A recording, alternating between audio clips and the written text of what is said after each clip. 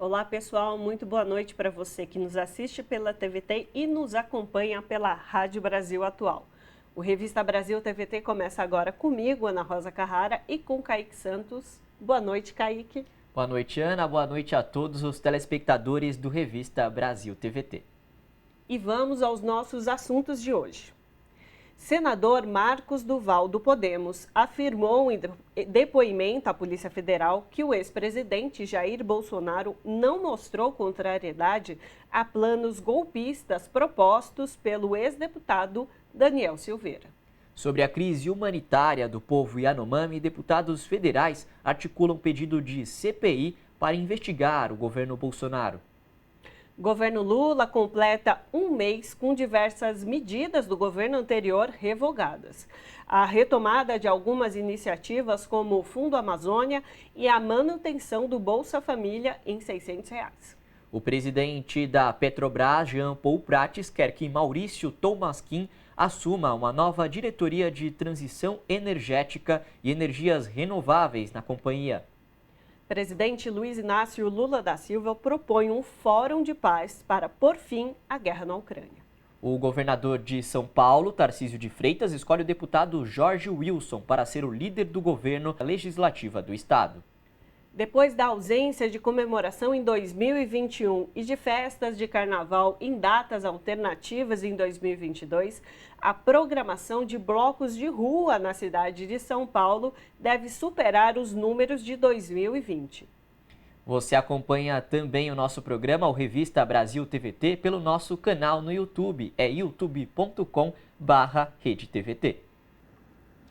E o presidente Luiz Inácio Lula da Silva propõe um fórum de paz para pôr fim à guerra na Ucrânia, ao invés de enviar munição à nação ucraniana. O pedido por munição havia sido feito na semana passada pelo governo alemão. Para repercutir este tema é que conversamos agora com Flávio Aguiar, que é analista internacional. Flávio, um prazer recebê-lo aqui no Revista Brasil TVT. Bem-vindo. O prazer é meu de estar novamente aqui, agradeço pelo convite. Quero saber se vocês estão me escutando bem. Nós te escutamos bem, Flávio. Então, perfeito. Então vamos começar falando sobre essa palavra que o presidente Luiz Inácio Lula da Silva usou na sua proclamação sobre a questão da guerra que acontece na Ucrânia, de criar um fórum de paz.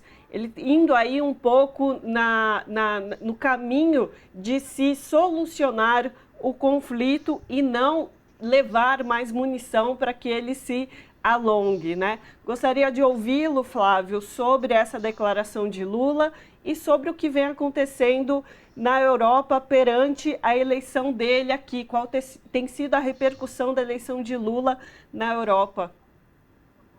Olha, em primeiro lugar, eu gostaria de começar pela sua última questão, na verdade.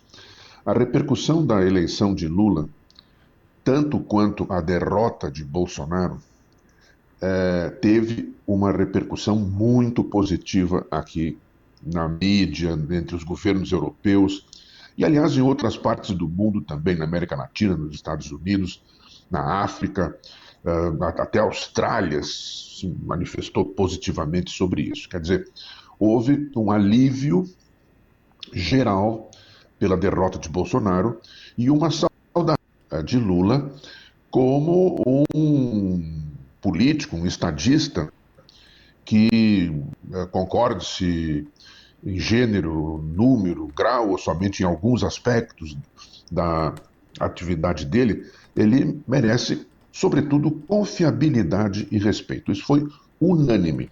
Tanto que, quando houve a tentativa de golpe, o final da tentativa de golpe, pelo menos nesta fase, de 8 de janeiro, a reação aqui negativa quanto a essa tentativa foi unânime.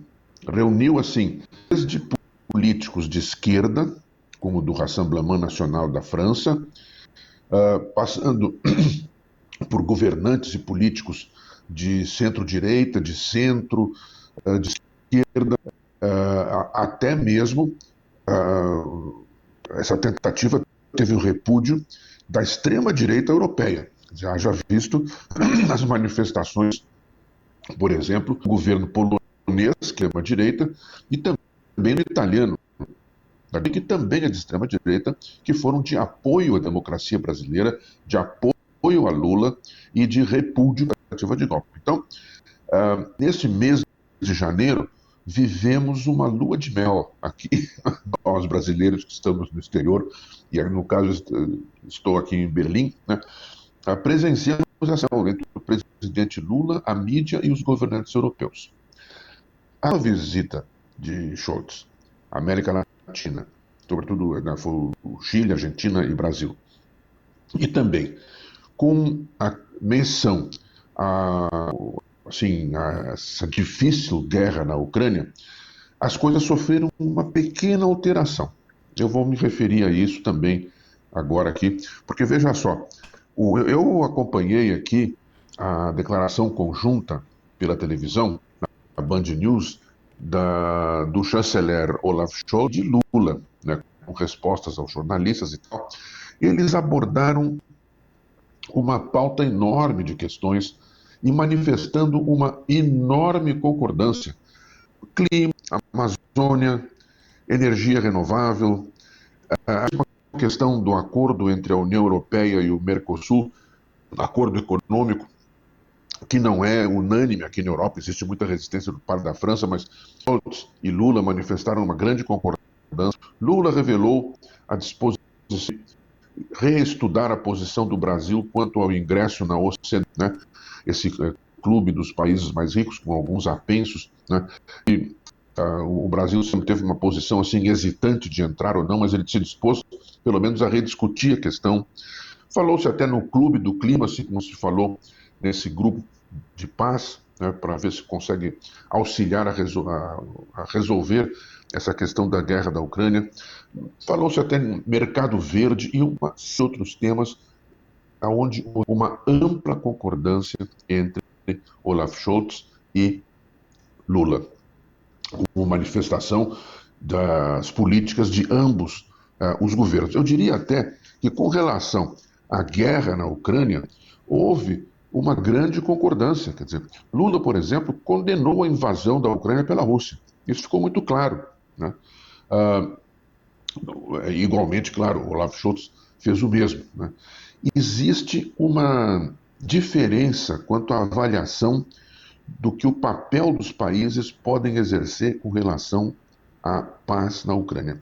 Aqui na Europa predomina uma visão, inclusive na mídia, sobretudo na mídia alemã e europeia, de que é necessário derrotar a Rússia.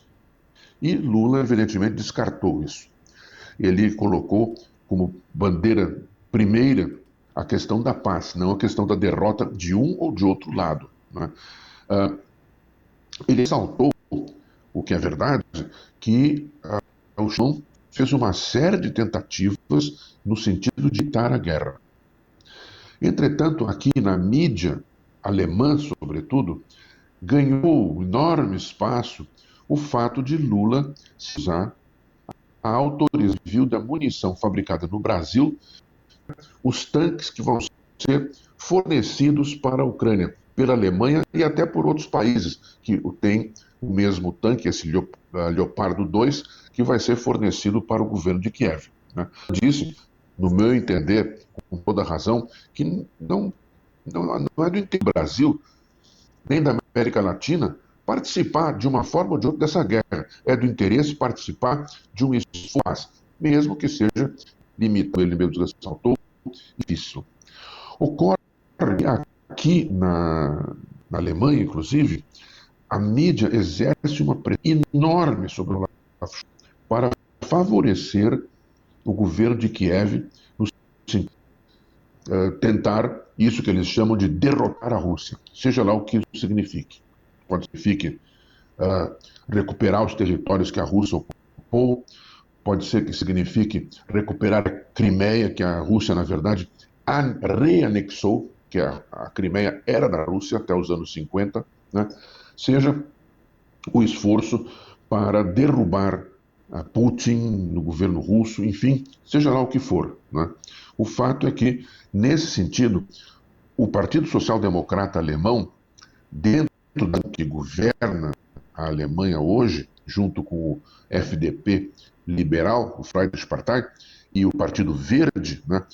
O Partido Social Democrata é o que manifesta, através da sua líder Olaf Scholz, a maior reticência em fazer guerra.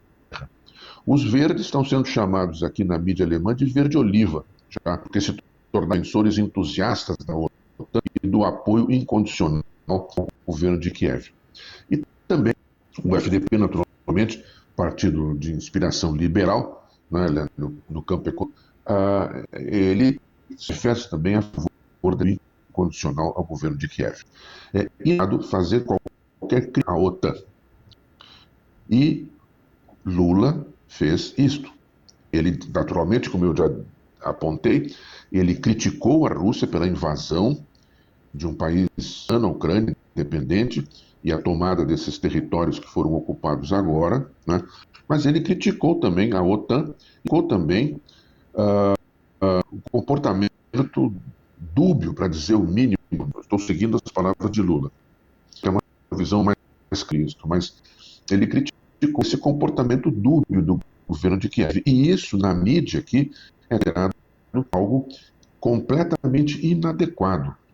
Inclusive, a mídia aqui, a maioria dos comentaristas, tem feito uma pressão enorme sobre o chanceler Olaf Scholz, da Alemanha, para que ele tenha uma postura mais decidida em apoiar o governo de Kiev na guerra contra a Rússia.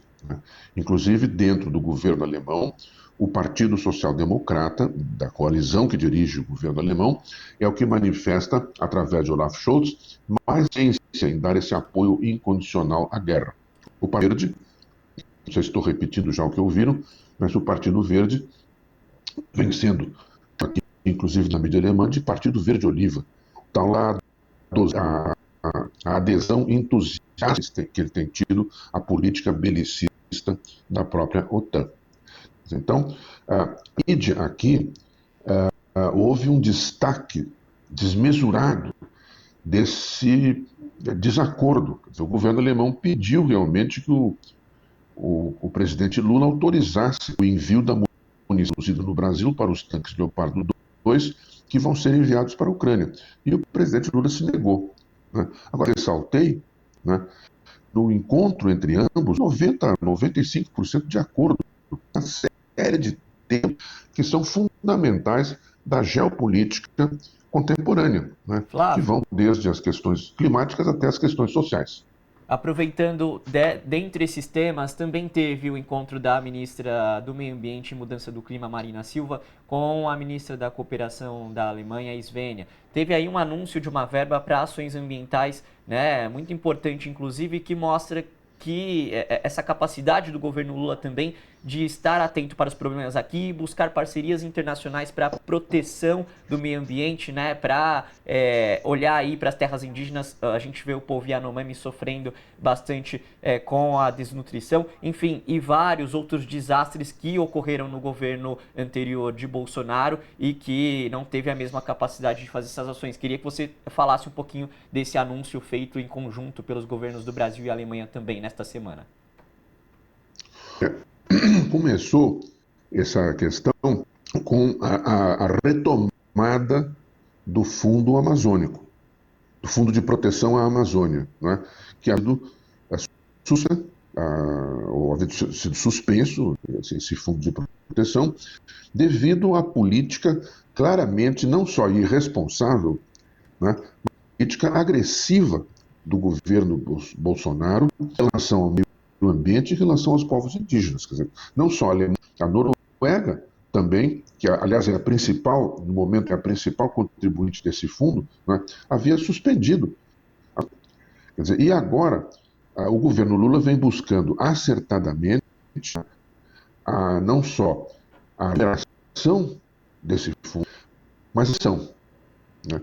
Então, esse anúncio feito pela ministra do Meio Ambiente da Alemanha, junto da ministra Marina da Silva, ele é altamente positivo, e isso é um aspecto altamente positivo, sim, considerado aqui pela mídia e governantes da Europa inteira. Quer dizer, que estão preocupados naturalmente com o destino da Amazônia, mas também estão preocupados com os destinos da democracia brasileira. Então, isso teve uma repercussão extremamente positiva. O governo Lula vem buscando adesão de outros países a esse fundo. Por exemplo, o conservador, se dizer, do Reino Unido, Inglaterra, já que está estudando a possibilidade de participar também desse fundo de Amazônia. O mesmo acontece, ainda mais delicadamente, mas que com aproximação entre o presidente Emmanuel Macron e o presidente Lula, o mesmo acontece com a França, que também está estudando a possibilidade de participar desse fundo de proteção à Amazônia. Provavelmente, esse é um tema que vai ser debatido também quando da visita está sendo programada do presidente Lula aos Estados Unidos, onde ele deve se avistar com o presidente Joe Biden. Além de que, possível, pode até ser tratado na visita que também está sendo programada na China, onde certamente Lula vai abordar também a questão da Ucrânia, né?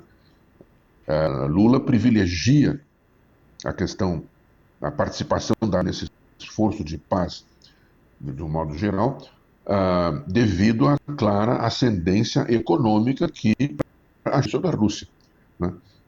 Então, nesse sentido, a posição do governo alemão foi extremamente positiva e extremamente receptiva em relação a essa promessa de campanha que está se tornando realidade agora, devido ao governo vem tomando já medidas muito efetivas, né, embora iniciais, no sentido de proteção da Amazônia, de proteção ao povo Yanomami, né, para consolidar não só essa proteção, mas a credibilidade do governo brasileiro em fazer essa proteção, coisa que foi contida pela política genocida do governo de Bolsonaro.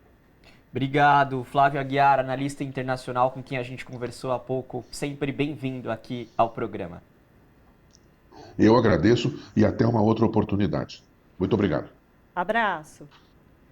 O senador Marcos Duval, do Podemos, afirmou em depoimento à Polícia Federal que o ex-presidente Jair Bolsonaro não mostrou contrariedade a planos golpistas propostos pelo ex-deputado Daniel Silveira. Para entender melhor este caso, vamos falar agora com Fernando Brito, que é jornalista e editor do blog Tijolaço. Fernando, um prazer recebê-lo aqui no Revista Brasil TVT. Para mim também. E parece que a gente está jogando um desses joguinhos infantis de detetive para descobrir qual é a versão falsa, qual é a mentira, né? Tinha um dos primórdios da internet, chamava Carmen, você tinha que descobrir para que cidade ela tinha viajado, porque o que nós estamos vendo é uma sucessão de mentiras. Né? Tudo isso que está acontecendo, né, só tem uma maneira de ser definido como mentira. Você tem que descobrir se é mentira na primeira parte da história, se é mentira na segunda parte da história, se é mentira nas duas partes das histórias e se entrecruza. Né? E, sobretudo, por que essa mentira foi montada e veio à tona logo depois da derrota do bolsonarismo na eleição para a mesa do Senado, que era vital para eles, no sentido de seguir a única vereda que ainda existe aberta para a sua absolvição, que é interferir no Supremo Tribunal Federal. O Senado tinha essa importância estratégica. Uma vitória do bolsonarismo no Senado abriria o caminho para que essa bancada caminhasse para o impedimento do ministro Alexandre de Moraes e, portanto, a anulação na prática, embora fossem continuar tramitando, a anulação na prática dessa série de investigações que atingem o período de governo Bolsonaro. Então, eu acho que a gente tem que partir, né, da pergunta do velho Sêneca, lá na antiguidade. Cui prodeste? A quem aproveita? Né? A quem se beneficia de criar uma confusão que envolve, numa história da carochinha, o ministro Alexandre de Moraes? Porque nem um bobo vai receber um senador bolsonarista, notoriamente bolsonarista, publicamente bolsonarista, só falta ter o bolsonarismo carimbado e reconhecido em cartório, e se abrir numa conversa de intimidade. É isso mesmo, não, vou pegar esse Bolsonaro, se a lei não deixar, eu pego assim mesmo. Vocês acham que o Alexandre de Moraes, além do cabelo, tem falta de alguma coisa na cabeça que pudesse levar ele a dar esse tipo de declaração, esse tipo de intimidade a um senador que já é notório pela sua falta de juízo e pelo seu radicalismo político? Claro que não.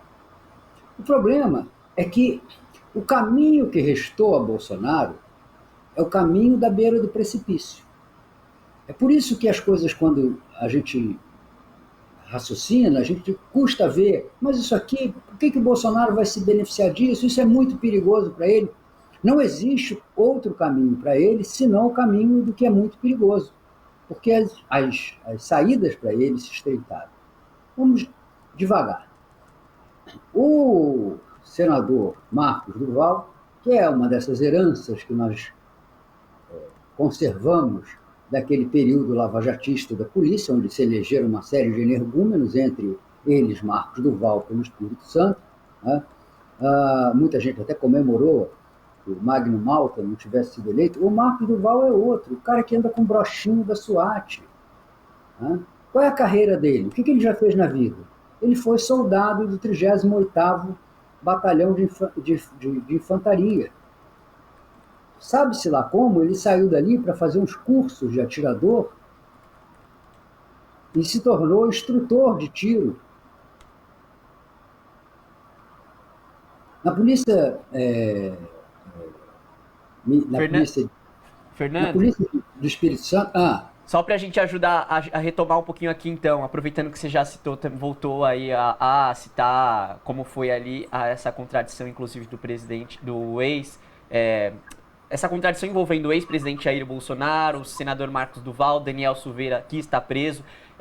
O senador Marcos Duval contou uma versão, depois contou outra. Teve aí umas possíveis ligações com... Ele vai contar 20. Ele vai contar 20, querido. Ele vai contar 20. Aquilo é um mentiroso. Ele é um mentiroso, é um homem a quem falta o mínimo de senso, de equilíbrio, de razão. Ele é um mentiroso, ele está desempenhando um papel. Ele não está contando uma história apenas com base nos fatos. Ele está contando uma história com base nos fatos, mas para aquilo que ajuda o papel que ele tem que desempenhar, a missão que ele recebeu, que é a de criar confusão, criar fé de ver, criar o que os militares chamam de movimentos diversionistas. Para além dele, só queria trazer outras figuras que você avaliasse, trouxesse, como eles estão envolvidos nesse processo, que são os filhos de Jair Bolsonaro. Você mencionou uma, eu já vou juntar. O Eduardo Bolsonaro talvez não tivesse pensado nisso quando ele falou que bastava um cabo e um soldado para fechar o Supremo. Entendeu? O cabo é este marginal desqualificado, condenado e indultado pelo presidente, que é o cabo Daniel Lúcio Silveira, que foi preso ontem por descumprimento contumaz das medidas restritivas a que ele estava submetido, e com quem foram encontrados R$276 mil.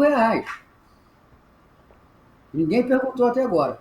O outro é o soldado Marcos Duval, que está sendo mandado para o campo de batalha para levar chumbo. Esse Marcos Duval, querido, ele vai perder o mandato de senador. Não tenha dúvida, ele botou a sua própria cabeça a prêmio. Então, o objetivo central dessa história é levantar uma intriga envolvendo Alexandre de Moraes, e com isso, já que não é possível pela via do impeachment, pela via do impedimento, aí em português, pelo impedimento judicial, tirá-lo dos casos que envolvem o golpismo e os atos antidemocráticos. Agora, Fernanda, eu queria te perguntar o seguinte: Duval se antecipa a uma reportagem também da revista Veja sobre áudios vazados dele, né, falando dessa questão, né, dessa celeuma toda que a gente vai acompanhar aí, como você bem colocou, pode ainda surgir muitas versões. Você avalia que ele tentou se proteger e está tentando se blindar de alguma coisa a mais nesse sentido? Não é a ele que ele está tentando blindar. Não é a ele que ele está tentando blindar.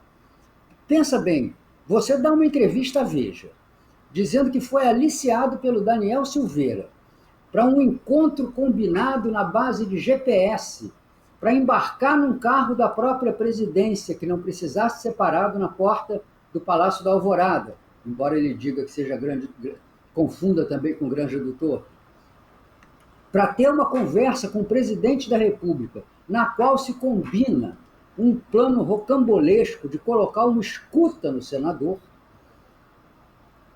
que iria então ao Supremo Tribunal Federal para provocar uma conversa de bebum com Alexandre de Moraes, na qual o Alexandre de Moraes espontaneamente confessasse que está violando a Constituição para perseguir o Bolsonaro, e com isso, de posse da gravação, criar um escândalo nacional que permitisse ao Bolsonaro intervir no Supremo Tribunal Federal, ou pelo menos no Tribunal Superior Eleitoral, anular as eleições, nas palavras ditas da primeira vez pelo Marcos Duval, prender o Xandão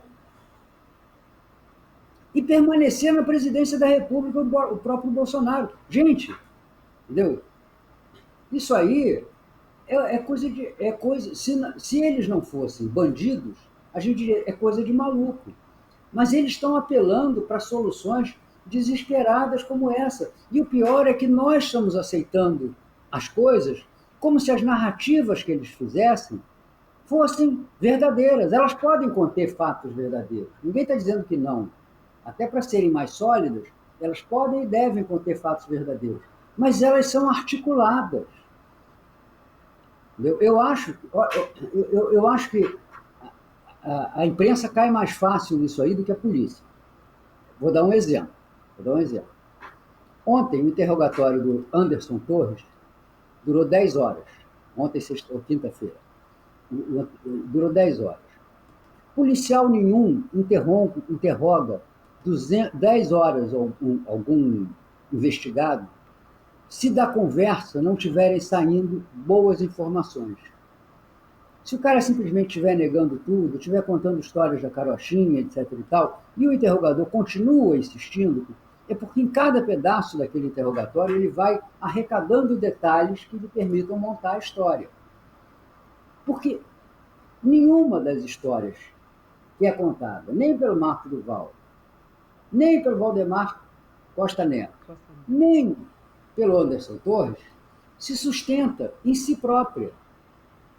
Veja, Marcos Duval é governista, gravou 4 dias antes dessa confusão, gravou um vídeo no Instagram em que ele especula se é melhor caçar o Alexandre de Moraes ou derrubar o Lula.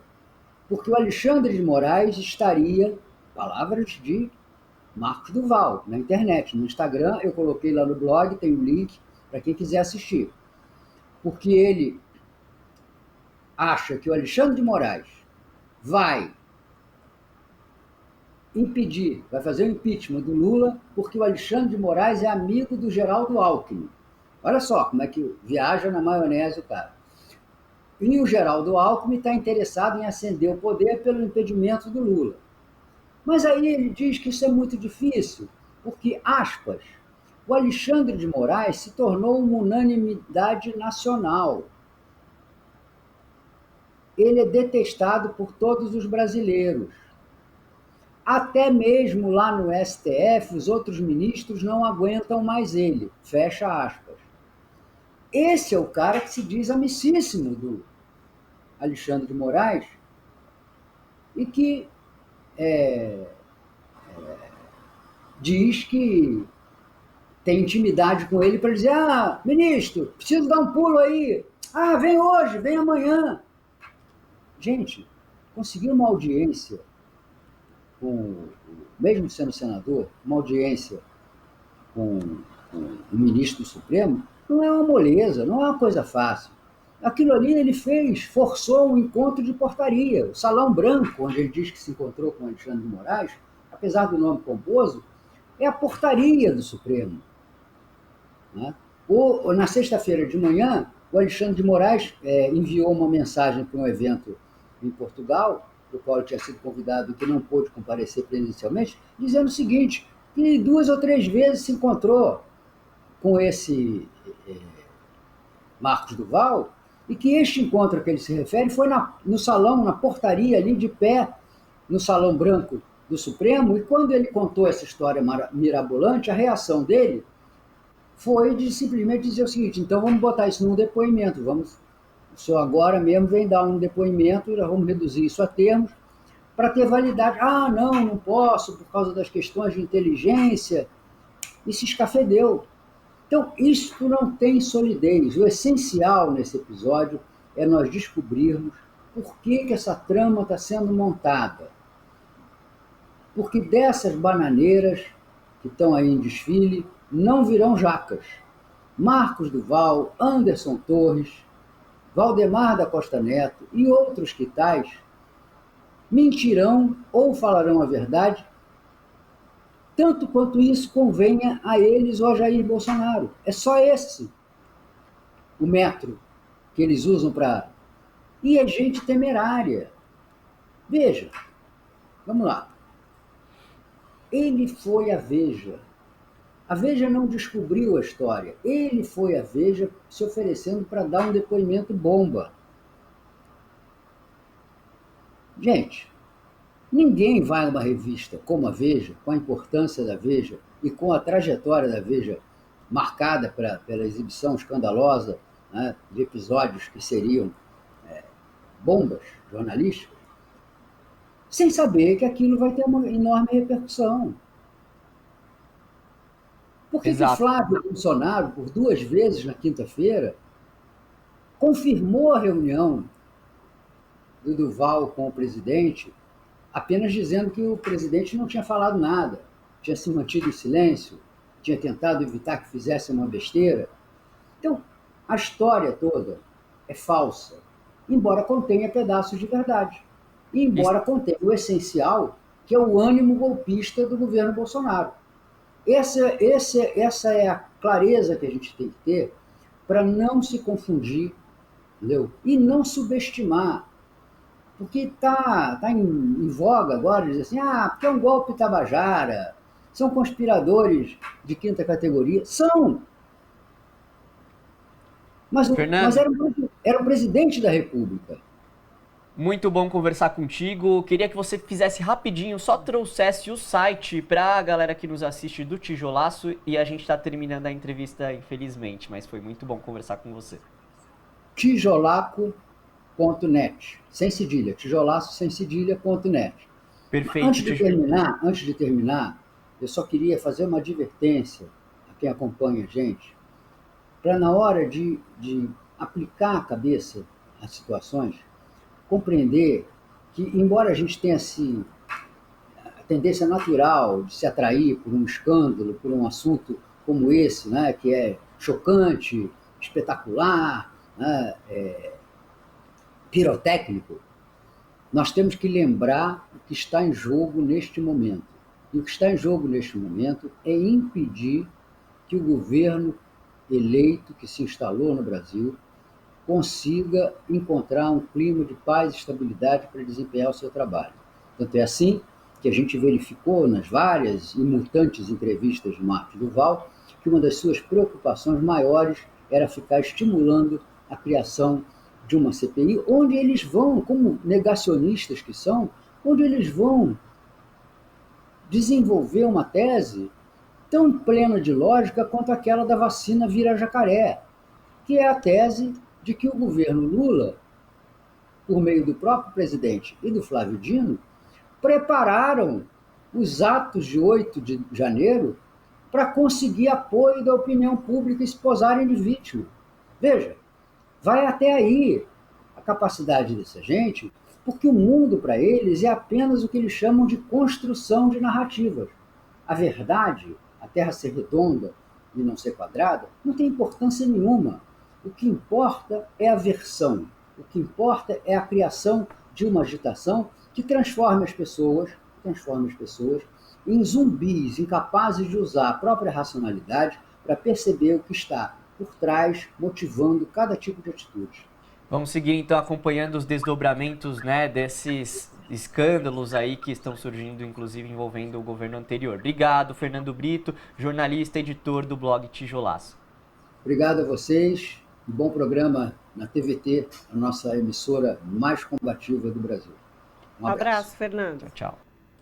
Tarcísio de Freitas, governador de São Paulo, escolheu o deputado Jorge Wilson, conhecido como xerife do consumidor, para ser o líder do governo na Assembleia Legislativa de São Paulo, para analisar o momento político do estado de São Paulo e a correlação dentro da Assembleia Legislativa, que falamos agora com Paulo Fiorillo, que é deputado estadual paulista pelo Partido dos Trabalhadores. Deputado, uma alegria recebê-lo aqui no Revista Brasil TVT. Alegria toda minha, obrigado pelo convite. Estou aqui à disposição para a gente poder conversar um pouco sobre a conjuntura aqui na Alesp e no estado de São Paulo. Pois bem, o senhor já, inclusive, introduziu o assunto, já colocou aí exatamente isso que nós queremos do senhor. Essa análise da conjuntura que está dada aí para esse governo de Tarcísio de Freitas aqui no estado de São Paulo e essa correlação dos partidos aqui na Assembleia Legislativa Estadual. Então, primeiro é preciso registrar aqui que nós tivemos um aumento considerável da bancada do PT. Nós tínhamos 10 deputados, a gente agora tem 18, com a federação 19, o que nos coloca como a maior bancada junto com a bancada do PL. Com uma diferença. O PL tem uma bancada dividida. Uma parte é bolsonarista raiz e a outra parte é o PL mais pragmático, é o PL que vem já das tradições anteriores aqui ao longo desses anos.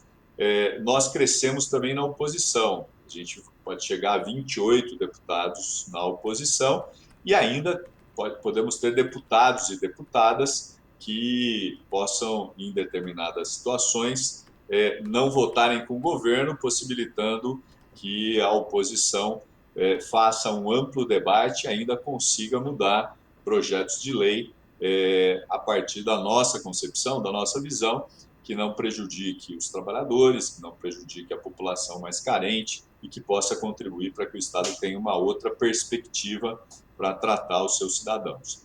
Eu acho que esse cenário, ele é um cenário favorável ao debate, até porque você também vai ter uma parte dos deputados que não tem a experiência, eles estão chegando agora, são deputados de primeiro mandato, o que vai facilitar uma oposição que vai debater, dialogar e também apresentar propostas e vai se posicionar muito claramente contrário àqueles projetos que nós já nos posicionamos no processo eleitoral, como, por exemplo, a privatização da Sabesp, a concessão de parques, e outras privatizações que o governo Tarcísio queira colocar aqui na nossa pauta.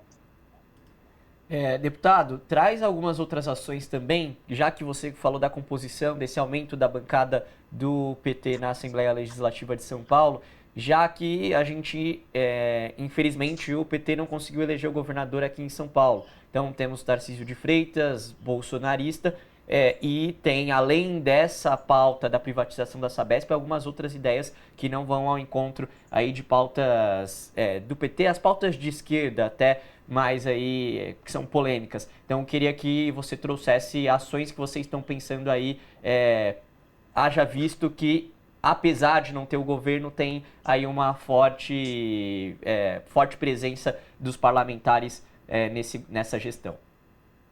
Então, Kaique, uma das coisas que a gente quer colocar no debate é essa ideia da escola cívico-militar, que o secretário que foi indicado, que vem lá do Paraná, lá ele conseguiu implementar várias dessas escolas.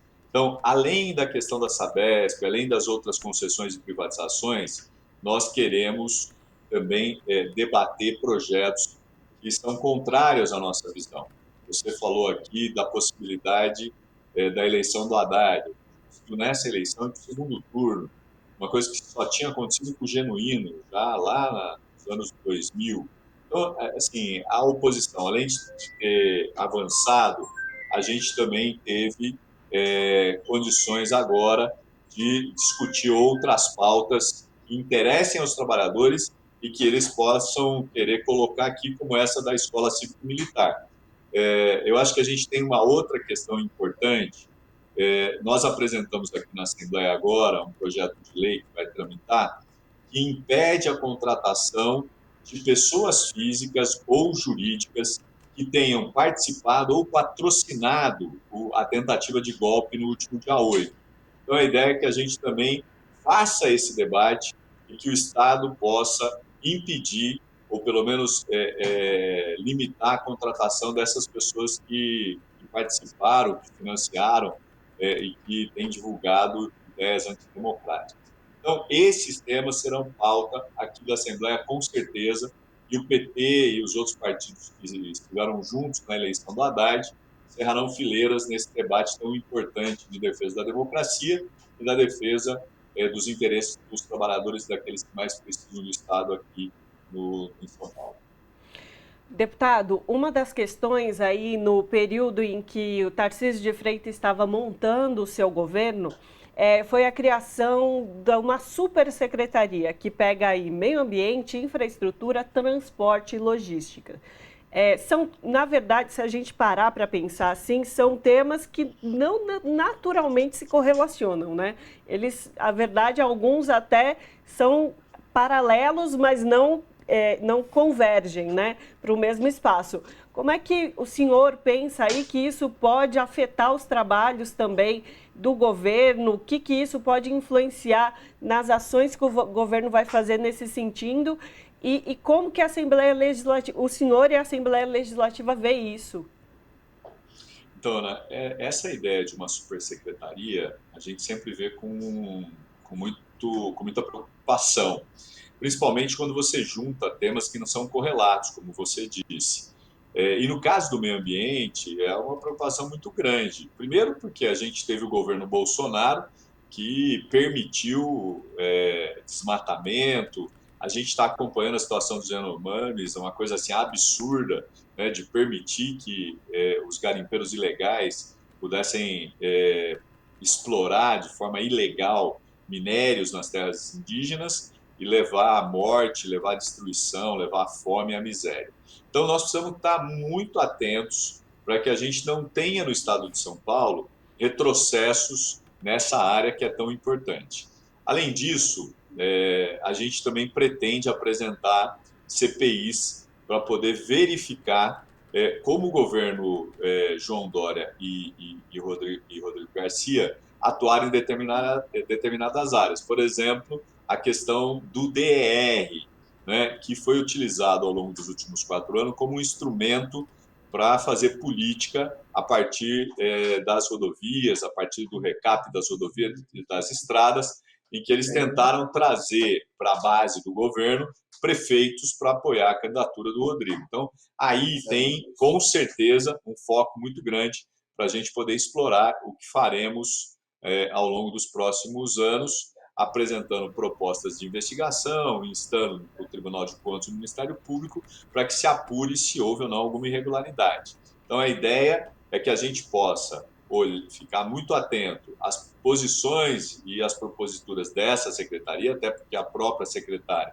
também tem um perfil privatista, para que a gente possa colocar em debate, colocar luz nessas questões e não deixar que isso ocorra sem que a população, a sociedade organizada possa participar e a gente possa evitar retrocesso no estado de São Paulo, o estado mais rico da federação, que tem uma importância muito grande. Aproveitando essa fiscalização e, óbvio, uma maior vigilância também, né, do governo de São Paulo, a gente passou aí 30 dias desse novo governo. Qual que é a avaliação que você faz desses primeiros 30 dias do governo de Tarcísio de Freitas, deputado?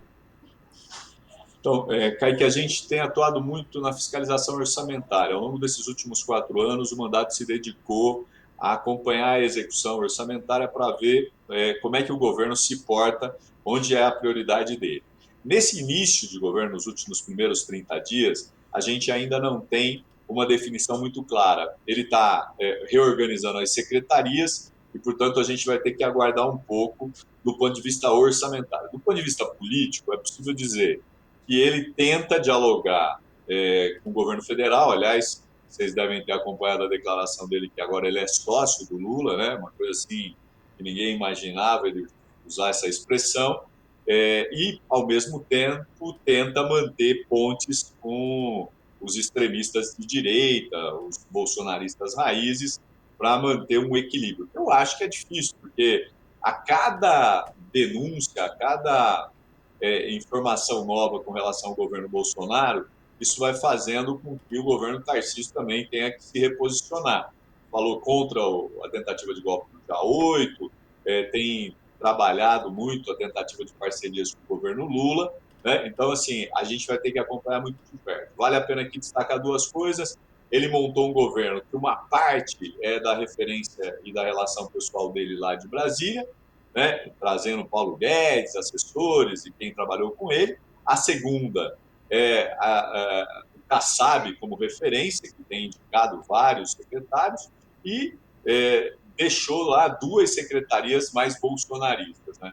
Secretário de Segurança e Mulheres são duas secretarias ou dois representantes mais ligados ao Bolsonaro. E tem preenchido os cargos do segundo escalão com nomes também ligados ao bolsonarismo. Está trazendo lá parente da Michelle, irmão da Michelle, outros aqui que se manifestaram já pró-Bolsonaro. Então, nós vamos ter que acompanhar de perto como é que vai se dar o orçamento, o que eles estão pensando, e os outros nomeados no segundo e terceiro escalões, para a gente poder ter mais clareza para onde vai esse governo. Agora, me parece que, pelo menos nesse primeiro momento, ele tenta se distanciar das coisas negativas do bolsonarismo, mesmo não rejeitando o Bolsonaro, e busca pontes com o governo Lula a partir do Kassab, a partir dos interesses que ele tem, né, ligados aí à questão de recursos, privatizações do Porto de Santos e assim por diante. Então, nós vamos ter que acompanhar muito de perto com lupa, porque é um governo que ainda não está claro ao que veio. Eu vou dar um último exemplo que eu acho que vale a pena registrar, a questão do combate aí à Cracolândia, né, de buscar saídas. O vice-governador tem dialogado com expressões ligadas à esquerda, como o próprio deputado eleito Eduardo Suplicy, que foi senador, é vereador, e mesmo o padre Júlio Lancelotti. Então, assim, nós precisamos ver como é que vai se dar na prática as ações que, por enquanto, estão na teoria. Deputado, você trouxe aí o exemplo do Porto de Santos, né? O anúncio dele dessa ideia de privatizar, e aí essa relação que tem que ser feita com o governo federal para essa discussão, né? Não é uma decisão tão somente do governo do estado de São Paulo realizar essa ação. E aí eu gostaria de te perguntar como é que o senhor acha que isso cabe ou não cabe, e como que o senhor acredita que Márcio França, responsável pelo Ministério, né, que lida com isso, também pode ajudar nessa relação, né, dos dois poderes executivos para verificar a melhor solução para a população e para os trabalhadores do Porto Santos? Então, o Márcio França já deixou claro logo no início desse debate que era contrário à privatização. O governador Tarcísio tem insistido que abre diálogos e pode ter modelos que não seja de entregar o porto, mas de discutir parcerias. Eu vi que eles estão tentando algum tipo de arranjo em determinadas áreas, mas assim, me parece que está muito claro, tanto do ponto de vista da posição do Márcio, como de outras posições já apresentadas, que essa ideia da privatização, como queria o Tarcísio, ela não vai avançar a priori. É preciso buscar outros arranjos, é preciso buscar outras saídas para melhorar. O Porto de Santos é o principal porto aqui do estado, tem uma importância econômica muito grande, do ponto de vista também do emprego, de renda dos trabalhadores, então é preciso que a gente tenha muito cuidado. Eu acho que como depende muito do governo federal, acho que aí tem uma tranquilidade para que a gente possa fazer o debate com muita segurança, sem correr o risco de perder instrumentos importantes como o Porto, Sabesp. A Sabesp não depende do governo federal, vai depender da discussão aqui. Mas para que a gente possa pôr o pé na porta e tentar ir negociando, caso a caso, medidas que possam evitar a entrega e que também possam facilitar o debate. Vou dar um outro exemplo que eu falei aqui no início. a questão da concessão dos parques. Eu tenho acompanhado a discussão do PETAR, que é o parque lá do Alto Vale do Ribeira, um dos parques mais importantes do país, é patrimônio histórico da humanidade. E assim, a gente está tentando também mudar essa lógica. O PSDB queria entregar. Lá você tem muita gente que trabalha, que depende do parque, o pessoal da monitoria, as agências, as pousadas, e é preciso ter esse cuidado, porque senão a gente acaba entregando para a iniciativa privada e depois a gente vê agora aqui recentemente no Jardim Botânico, os caras vão fazer lá um grande evento num lugar que é utilizado para pesquisa, visitação, e aí vão abrir para eventos públicos para ganhar dinheiro. Eu acho que a gente precisa entender a importância que tem para evitar desvios de finalidade. Então, inclusive esses dias eu conversei com a deputada Márcia Lia, que é a líder da bancada, para que a gente possa tentar evitar que atividades dessas ocorram, mesmo nas áreas que foram concedidas, até porque é preciso olhar o plano diretor da área, o que eles prevêem para evitar esse tipo de coisa. Deputado Paulo Fiorilo, deputado estadual pelo PT aqui de São Paulo, obrigado por conversar com a gente. É que eu queria agradecer a você, a Ana, estou aqui sempre à disposição para esse debate. Abraço, deputado. Obrigado. A gente vai para um rápido intervalo, Revista Brasil TVT volta daqui a pouquinho.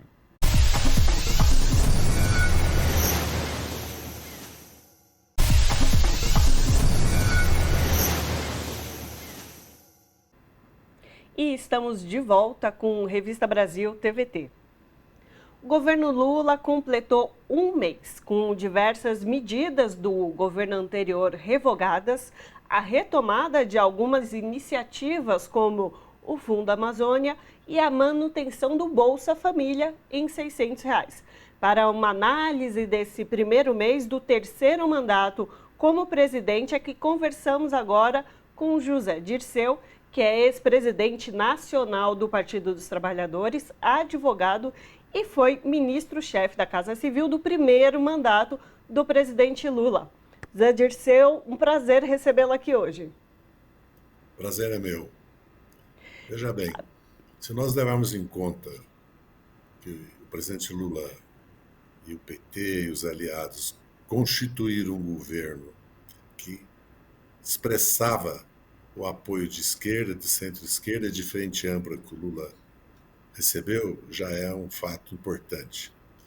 Mesmo com a tentativa de golpe do dia 8, nós conseguimos um fato importantíssimo, construir uma agenda que corresponde às promessas e ao programa de governo sobre a Amazônia, sobre a questão indígena, sobre o Bolsa Família, e reconstruir o Ministério da Cultura e os recursos, conseguiu-se um recurso de 1 bilhão, se não me engano, 200 milhões. A ciência e tecnologia, que estava completamente sem recursos. O que seria do Brasil, será do Brasil, sem uma revolução tecnológica educacional? A saúde, a educação e as indicações de ministros, como os ex-governadores, com larga experiência e altamente aprovado nos seus estados. O Camilo Santana, o Renan Filho, o Wellington Dias, o Rui Costa. Eu acredito que nós tivemos um mês que o Lula retomou a Unasul, a visita à Argentina e ao Uruguai, irá aos Estados Unidos e à China. Essa questão internacional da transição energética, ambiental, o Brasil vai se reconectar com o mundo. É muito importante porque os investimentos na infraestrutura brasileira, os investimentos na transição energética, ambiental e particularmente na reindustrialização do país, grande parte será externo. Nós temos os bancos públicos, o BNDES, para a infraestrutura, para a ciência e tecnologia, para a reindustrialização, temos a Caixa Econômica para a Habitação, porque se nós não voltarmos a investir pesado em saneamento, habitação e infraestrutura, e retomarmos o crescimento econômico, tudo fica mais difícil. Eu acredito que é um mês que é coroado com a eleição dos presidentes da Câmara e do Senado, que é um fato político importantíssimo, porque se criou uma ideia que no Senado o bolsonarismo poderia vencer. O bolsonarismo é expressivo, até porque teve 48,5% de voto. Tem um peso no Senado que correspondeu aos 30 votos, 31 votos. Né? É uma realidade que nós vamos conviver. Mas na Câmara criou-se uma nova realidade, que agora nós temos que enfrentar, além de revogar, como o caso das armas, os decretos, a porteira, a boiada a passar no meio ambiente, todas essas questões que são muito estratégicas para o país, nós temos pela frente, como até bem disse a ministra Tebet, um novo plano plurianual, orçamento que vai ter que ser construído, reorganizado, e particularmente a reforma tributária. A reforma tributária do ICMS, quer dizer, a reforma tributária dos impostos, né? Porque trata-se de unificar, criar um IVA, né? Unificar, né? Que é uma simplificação, desburocratização, e temos a reforma tributária progressiva, que é essa que vai importar, né? Dos lucros e dividendos, do imposto de renda, né? Das doações, das heranças, quer dizer, virar a pirâmide. Porque hoje, 1% de brasileiro que tem 33% da renda não paga imposto.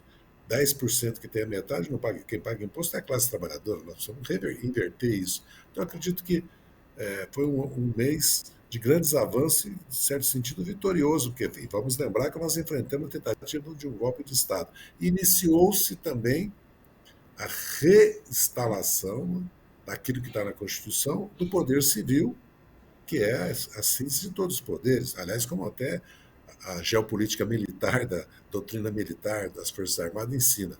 E o Lula fez valer o poder civil. Aliás, o Estado de São Paulo fez um editorial a esse respeito.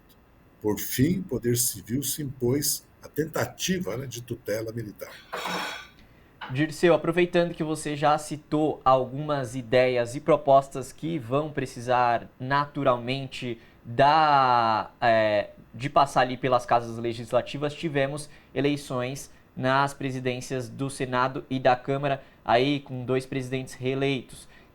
Quero que você faça uma avaliação de como fica essa composição, pensando também nos apoios, como se deram essas eleições, porque são importantes, principalmente, vai continuar havendo oposição naturalmente, mas tem aí talvez um favorecimento para algumas ideias avançarem, apesar de conspirações contrárias, né? Exatamente. Primeiro, nós temos que estar sempre com a guarda em alto, porque eles vão continuar a tentar destabilizar, né? Vão continuar nas redes, as fake news. É uma oposição forte na Câmara e no Senado. Nós sabemos que o Senado e a Câmara ficaram mais conservadores e que há uma extrema-direita minoritária, é verdade, talvez 10 senadores, 30, 40 deputados, que são extremistas bolsonaristas e muitos golpistas, inclusive. Mas também é verdade que a eleição mostra que o governo tem uma base para governar, no Senado e na Câmara. Porque há um diálogo com o Partido Republicano, que é muito importante, pelo peso que tem na Câmara e no Senado, entendeu? Está muito consolidada a aliança MDB, PSD, PT, que é muito forte, as 3 bancadas, né? E também nós temos nossos aliados, né, de sempre, né? PSB, PDT, PCdoB.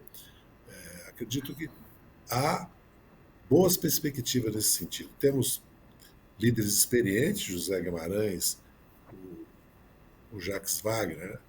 E na Câmara dos Deputados, o Zeca Dirceu, que está no seu 4º mandato. Né? Então nós acho que estamos preparados.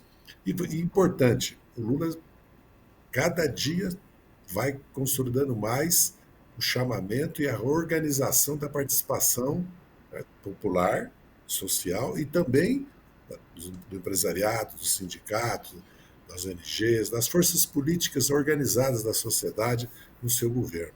Que é muito importante isso, porque vamos lembrar que o Brasil não pode ficar dependente do setor químico, de fertilizante, de fármacos, todo o complexo de saúde. E o Brasil tem que voltar a exportar serviços, né? A nossa indústria. E nós temos que fazer uma grande reforma tecnológica na nossa indústria e reindustrializar esses setores que há investidor dentro do país, há interesse nas indústrias, nesses setores, e há investidor externo. Se houver uma guerra entre a Paquistão e a Índia, por exemplo, o Brasil fica sem os IFAs, a indústria farmacêutica para. Quase parou a agricultura, não fosse a Rússia garantir os fertilizantes. Isso vale. Nós temos um déficit de 50 bilhões de dólares no setor químico. O Brasil pode ter uma indústria química desenvolvida.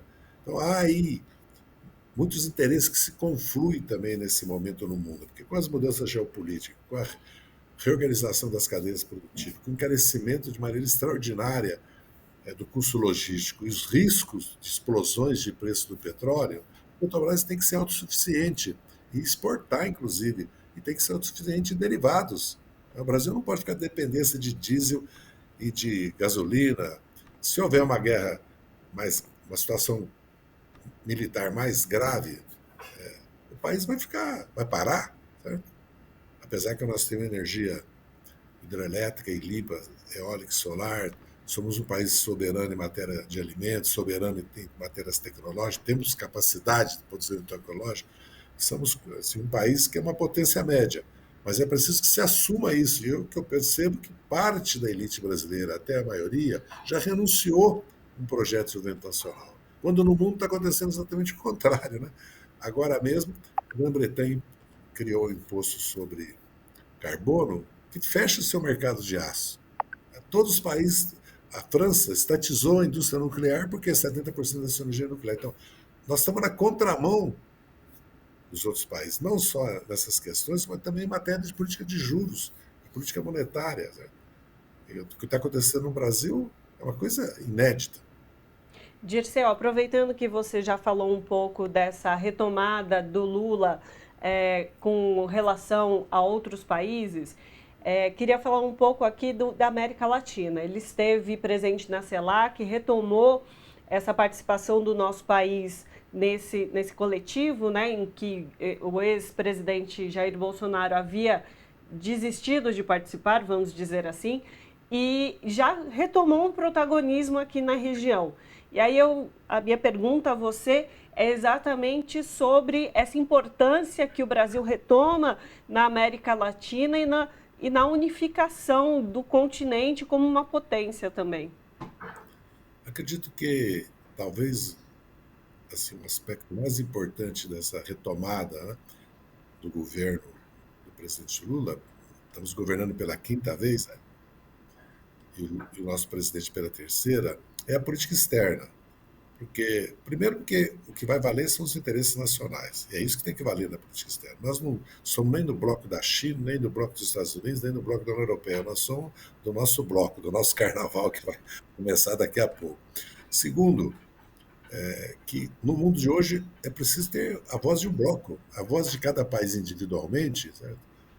É de alto risco. Então nós precisamos reorganizar o Mercosul, a Unasul, e o Brasil é um grande exportador de capital, tecnologia e serviços.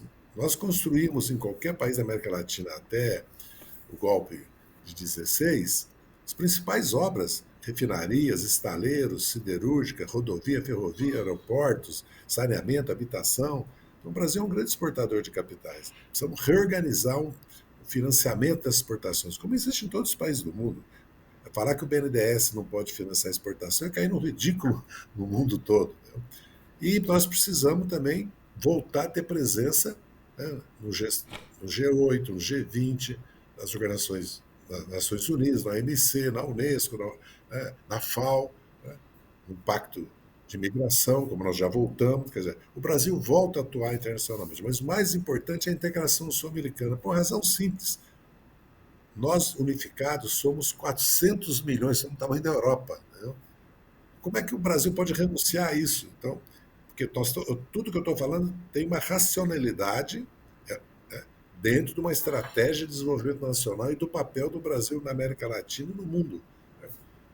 Portanto, talvez daqui a alguns meses nós vamos perceber a importância do que está acontecendo com a mudança na política externa brasileira. Fora que nós estávamos desmoralizados no mundo, nós éramos párias.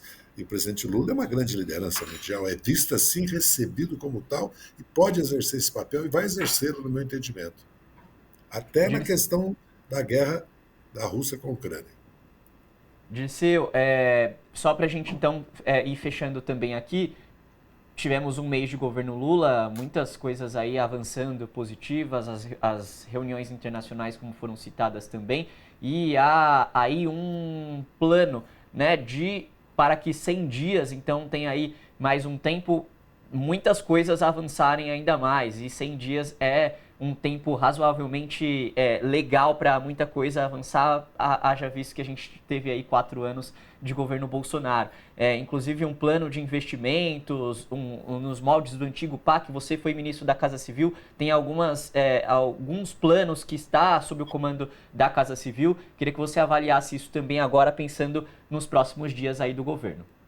Seguramente, o governo vai apresentar um plano de investimento, porque já estamos retomando muitas obras, Minha Casa Minha Vida, de rodovias, que serão anunciadas.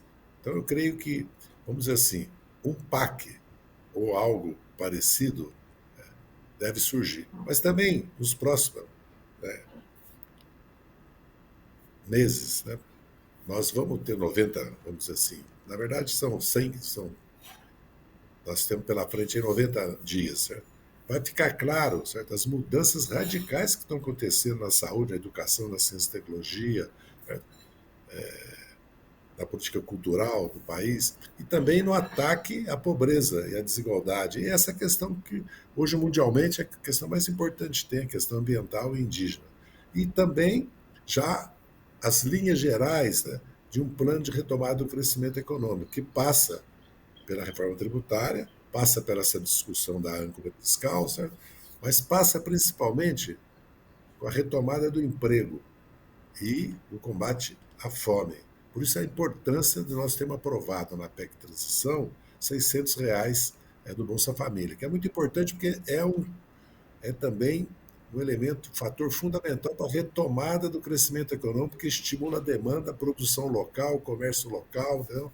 Então, nós temos que lembrar, quando se fala que nós vamos investir em educação, saúde, nós vamos investir nos programas sociais, seja o BCP, seja o Bolsa Família, todos que existem no país, seguro-desemprego, nós estamos estimulando o consumo e a produção e o crescimento do país. E mais, tudo paga imposto. Porque às vezes se discute muito, não, mas é um absurdo.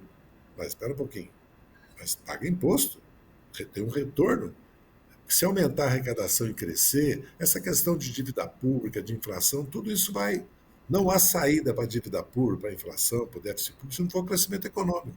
E não há crescimento econômico sem investimento. Então, aumentar o investimento público, atrair investimento privado, interno, externo, é muito importante. E nós temos demanda de 20 milhões de casas, 50% de saneamento, de investimentos pesados na infraestrutura, dá de comer para 20 milhões de brasileiros, dá um padrão de vida médio a 70 milhões de brasileiros, e o Brasil tem condições de resolver tudo isso internamente. Então, o problema, no meu entendimento, é a concentração de renda, riqueza e propriedade que cria um subconsumo e trava o crescimento do país. Todo o resto, no meu entendimento, é consequência. Inflação, déficit público, porque às vezes nós ficamos pensando que isso é causa, não, isso é consequência da causa maior, que é o país não ter feito uma reforma tributária progressiva, como a Europa fez no século XIX, não ter feito uma reforma agrária 10, 20, 30 anos atrás, e uma democracia inconclusa, porque é preciso uma reforma política institucional no Brasil.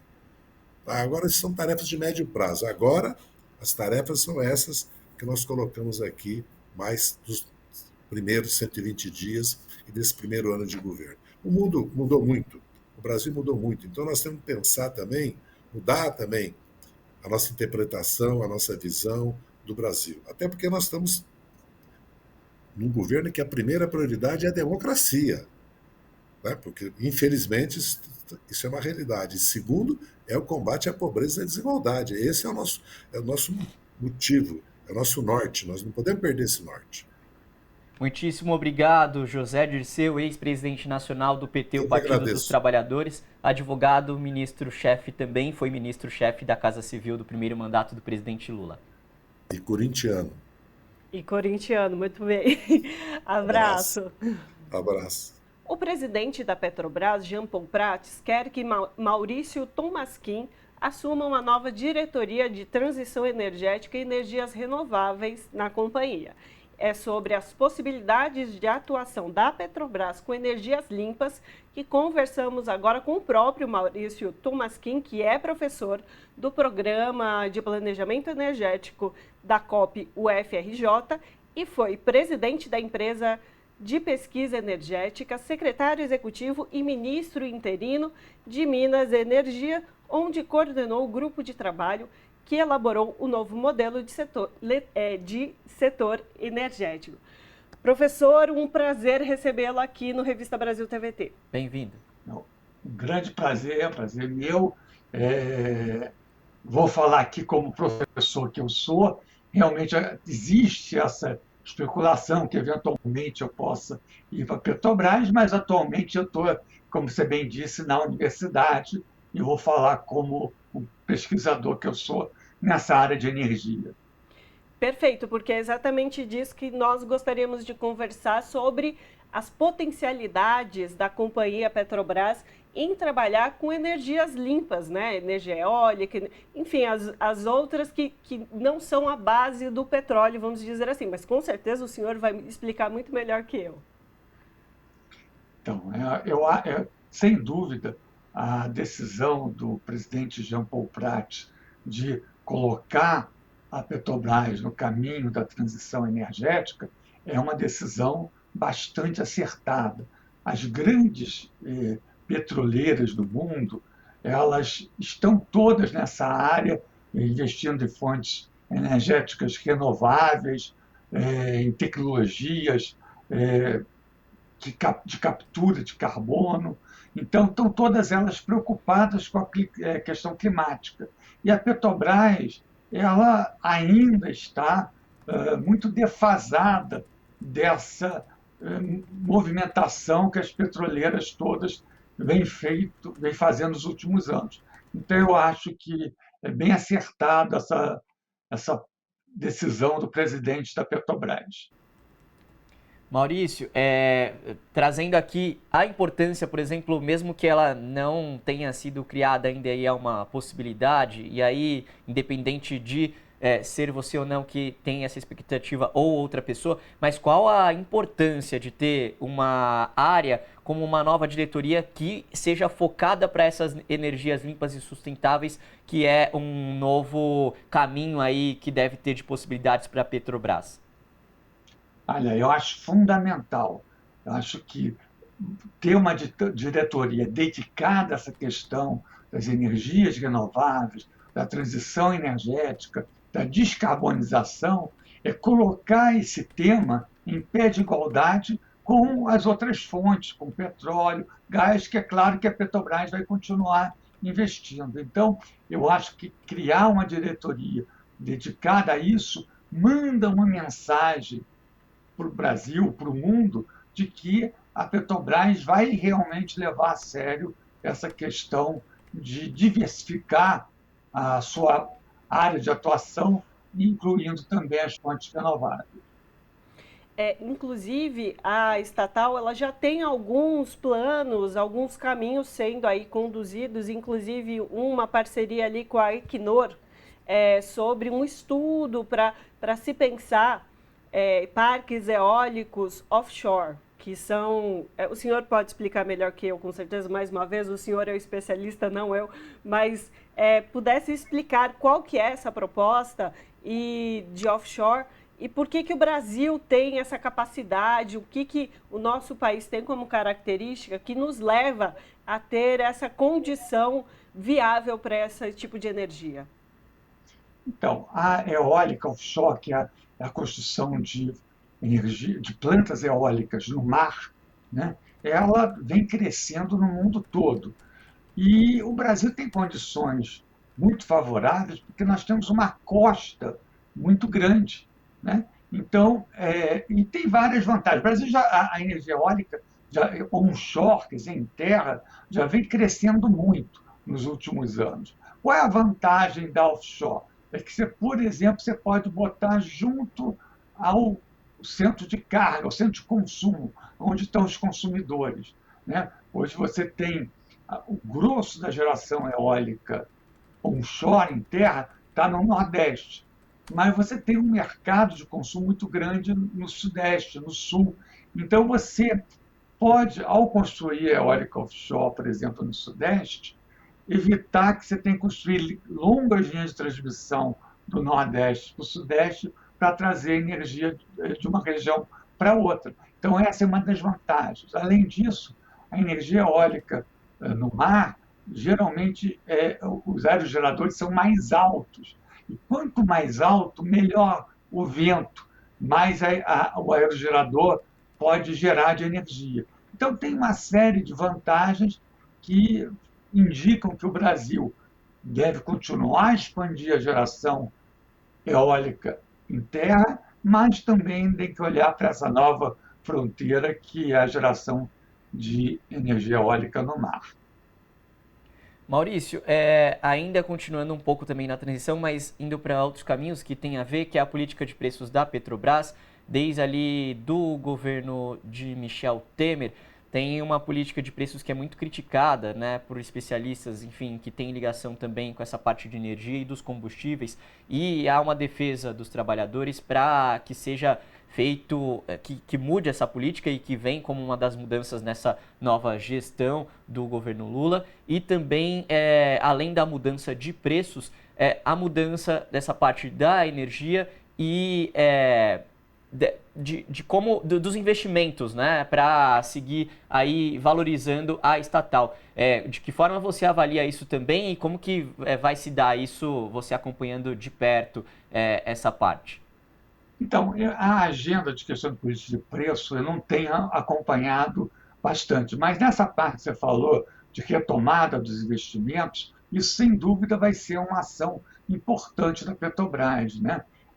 A Petrobras quer retomar investimentos que em outras áreas do que a área de petróleo e gás, vai continuar investindo fortemente na área de petróleo e gás, mas expandir para as outras áreas. Então, você tem, por exemplo, a questão do hidrogênio verde, que tem um potencial muito grande, a questão de captura e armazenamento de CO2, que é o gás carbono, que tem grande impacto sobre a mudança climática no subsolo, o desenvolvimento, eventualmente mesmo, de fontes renováveis em terra, como a energia solar.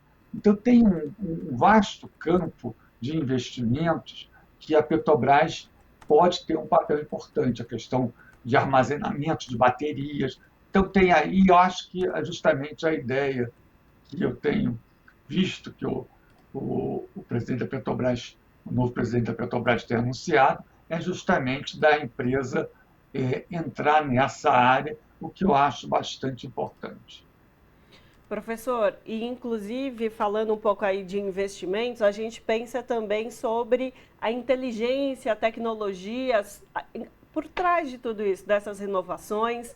O senhor, como um pesquisador da área, professor e também especialista em energia, o senhor entende que o nosso país tem pessoas, tem estruturas de equipes possíveis, capacitadas para desenvolver todas essas renovações e inovações na área da energia, para que a gente possa ter novas alternativas e que não tenham tanto impacto como o petróleo, que é o principal, né, que a gente usa até hoje, dentro desse nosso sistema energético? Sem dúvida, o Brasil tem uma capacidade de pesquisa bastante forte. É claro que nos últimos anos, esse setor de pesquisa, desenvolvimento, inovação foi muito maltratado, foi muito abandonado. Mas a ideia que se tem agora, e que eu tenho visto, é justamente prestigiar os pesquisadores, prestigiar a academia, prestigiar os centros de pesquisa. E, nesse sentido, a Petrobras, por exemplo, tem o CENPES, que é um grande centro de pesquisa na área de petróleo, gás, novas energias, tem o CEPEL da Eletrobras, tem os centros das universidades. Então, eu acho que, sem dúvida alguma, a academia, os centros de pesquisas vão ter um grande papel em ajudar o Brasil a trilhar esse caminho da transição energética. Perfeito. Obrigado, Maurício Tomasquim, professor do Programa de Planejamento Energético da COP UFRJ, também ex-presidente da Empresa de Pesquisa Energética, secretário executivo e ministro interino de Minas e Energia, onde pôde coordenar o grupo de trabalho que elaborou o novo modelo do setor elétrico. Foi um prazer conversar com você. Muito obrigado. Abraço, professor. Abraço, tudo de bom para vocês. A gente vai para um rápido intervalo. Revista Brasil TVT volta já já, não sai daí.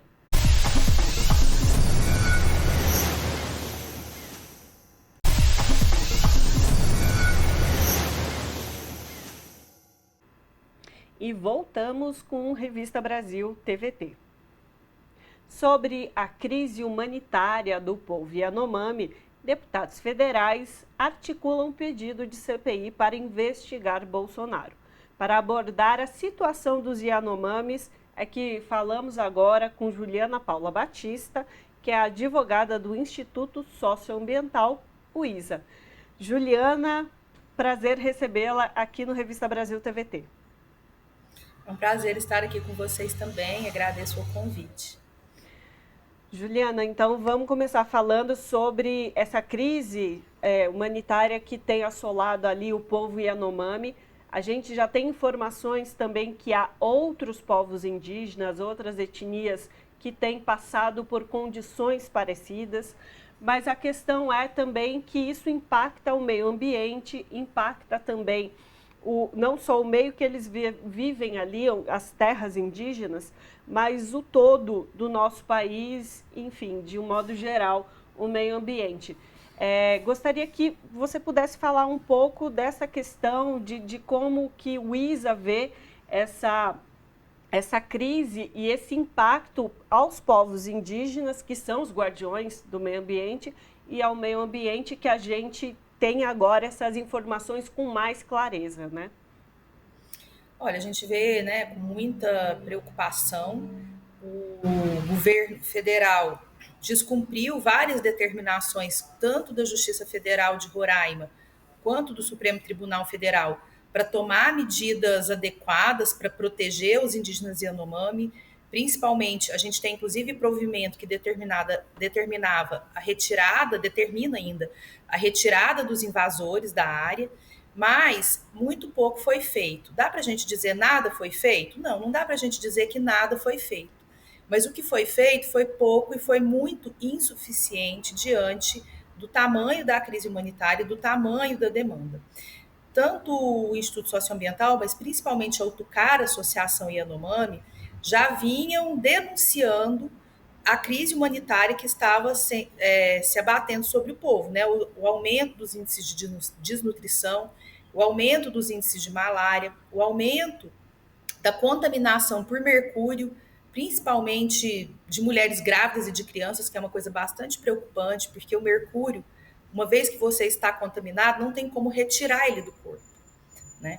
E ele atravessa a barreira placentária, causando deficiência no coeficiente de inteligência das crianças. Então, a mulher que está grávida e é contaminada por mercúrio, ela já pode ter um prejuízo não só para a saúde dela, mas um problema de má formação, de perda de coeficiente de inteligência do bebê. E isso é muito grave, porque existe um nível muito alto de lugares contaminados pelo garimpo ilegal que utiliza, né, o mercúrio, e isso contamina a água, contamina os peixes e contamina as pessoas. E contamina também as pessoas que, porventura, estiverem nas cidades para onde esses rios correm, né?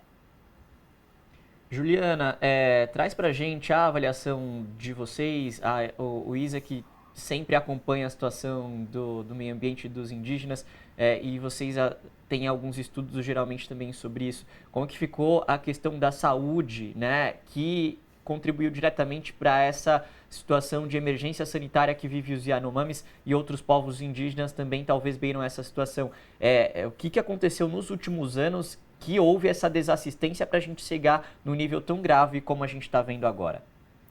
Olha, é multifatorial essa desassistência, né? A gente tem um investimento menor com o passar dos anos, a gente tem o problema principalmente da invasão garimpeira, porque o que acontece? É mais gente circulando na área contaminada, então isso já é um vetor de maior transmissão da malária. Essas grandes lagoas que os garimpeiros fazem, elas viram um criador de malária, então você imagina que na nossa casa um vasinho de planta já pode ser um criador de dengue, você imagina aquelas enormes lagoas com água parada, elas viram grandes criadores de malária. A gente tem o fato dos garimpeiros assaltarem as roças, né, os plantios dos Yanomami e levarem muitas vezes as mandiocas, o milho, a gente tem muitos relatos assim. A gente tem o fato de essas lagoas também reduzirem as áreas de pesca, porque os peixes começam a ficar contaminados, morrem. A gente tem o fato do aumento da violência no entorno das aldeias, porque em algumas regiões o garimpo está muito próximo das aldeias e os indígenas começam a não conseguir sair para caçar, né, para utilizar ali as áreas em volta, porque eles acabam sendo ameaçados, tem a filha assediada, o filho cooptado em troca de arma, em troca de celular. Então, o aumento da contaminação, né, por malária, porque vira um criador, as pessoas também começam a se contaminar. Os indígenas Yanomami são indígenas de recente contato. Isso significa o quê? Que são indígenas que vivem, tanto física como culturalmente, muito isolados e distantes da nossa cultura. Isso faz com que eles não tenham a mesma imunidade que a gente que está na cidade tem. Né? Então, uma gripe tem uma tendência maior a se agravar, uma diarreia tem uma tendência maior a se agravar, e isso junto com um alto índice de contaminação por malária, vai também deixando as pessoas com uma perda tanto da sua saúde quanto da sua capacidade de trabalho.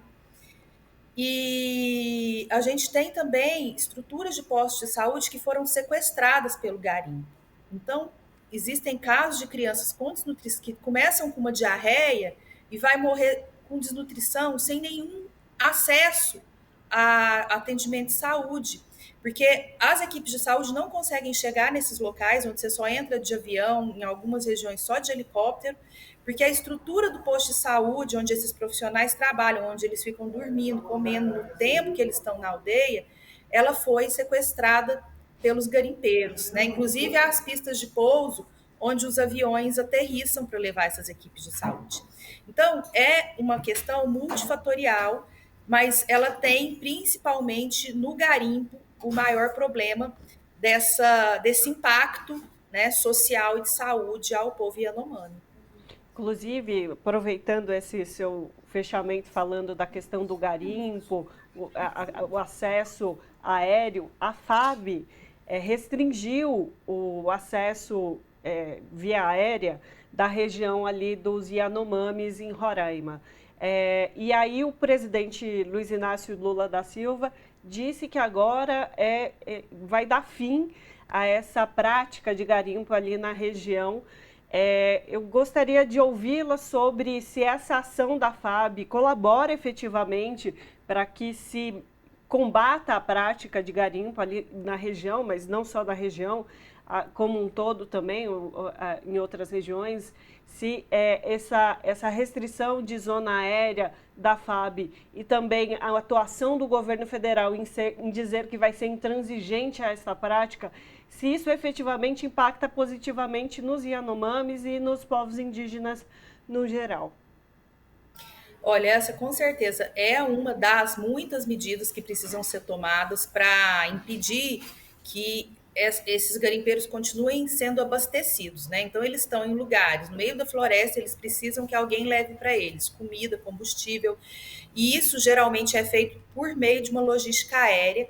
A Articulação dos Povos Indígenas do Brasil já havia solicitado várias vezes que a FAB fizesse um maior controle do espaço aéreo ali, mas, infelizmente, a gente teve uma dificuldade muito grande em tomadas de providências que, se você for pensar, são relativamente simples, como essa, e que é uma providência muito importante, porque são centenas de voos que têm que ser feitos por dia e por semana para se abastecer esses garimpos. Então, quando você começa a estrangular essa logística de abastecimento do garimpo, você força essas pessoas que estão lá dentro a começarem a sair de dentro da terra indígena.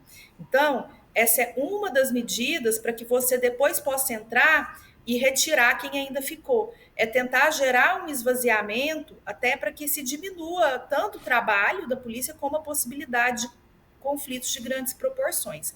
Então, é sim uma medida importante, é uma medida que já havia sido solicitada há mais de um ano pela Articulação dos Povos do Brasil, na ação que corre no Supremo Tribunal Federal, e que agora a gente vê ser realizada. Existe um conjunto de outras medidas que podem vir em apoio a essa, mas eu imagino que o governo está se articulando aí os vários, né, braços da administração pública para elaborar um plano que seja realmente efetivo e que dê conta dessa invasão, que também não é algo super simples, né? É algo que o Estado brasileiro tem capacidade de fazer, pode fazer, né? O Estado brasileiro já tirou 40 mil garimpeiros da terra indígena Yanomami na década de 90, mas que também não é algo super simples. Então, que precisa, sim, de um planejamento, de uma articulação interagências, de apoio do Exército, que, infelizmente, nos últimos anos faltou muito com esse apoio, né?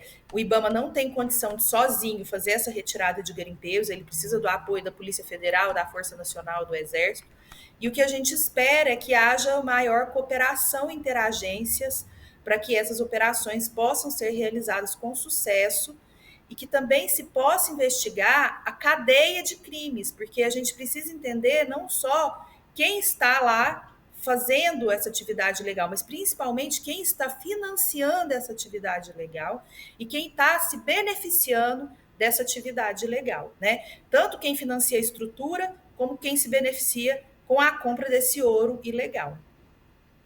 Juliana, um processo que é muito importante para a proteção dos povos originários é a demarcação de terras, que a gente infelizmente vem falhando nos últimos anos nesse processo, até pela negligência de alguns governos, por exemplo, como o anterior.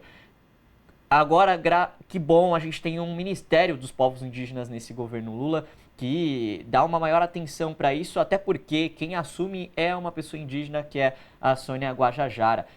Qual o monitoramento que o ISA tem feito desse processo de demarcação de terras aqui no Brasil?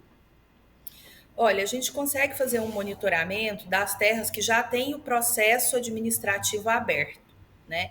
Então, hoje, a gente tem, com as terras que têm processo aberto, cerca de 480 terras que já estão demarcadas, homologadas, regularizadas, e cerca de 237 terras que ainda estão em alguma das fases do processo de demarcação e precisam, né, que isso tenha andamento.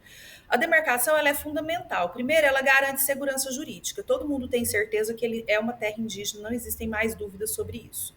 Segundo, é com a demarcação que se procede o pagamento das pessoas que estão dentro dessas áreas e a retirada dessas pessoas. E isso permite com que os indígenas possam ter o usufruto exclusivo, né, possam usar exclusivamente todos os recursos naturais dessas áreas. Isso é importante porque quando existe uma competição entre indígenas e invasores por esses recursos, a gente pode ter problemas como a crise humanitária que a gente está assistindo agora no Yanomami, né?